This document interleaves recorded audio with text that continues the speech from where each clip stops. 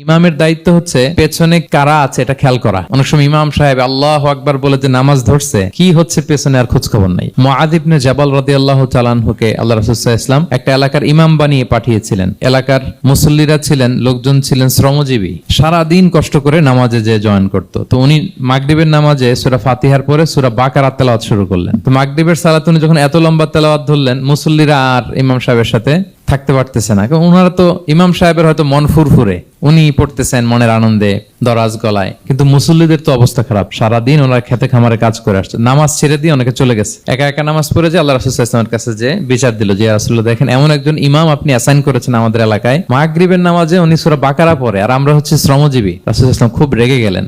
মুআয ইবনে জাবালকে ডেকে বললেন, তুমি কি সমাজে ফিতনা ছড়াচ্ছ? তুমি জানো না এরা কারা? তোমার কি সূরা ওয়াদ-দুহা ওয়াল-লাইলি ইযা সাজা মুখস্থ নাই? তোমার কি ওয়াশ-শামসি ওয়া-দুহাহা এটা মুখস্থ নাই? তোমার কি সাব্বিহিসমা রাব্বিকাল আ'লা এই সূরাগুলো তোমার জানা নাই? উনি বললেন জানা আছে। তো এগুলো রেখে দিয়ে মাগরিবের নামাজে কেন সূরা বাকারা ধরলা?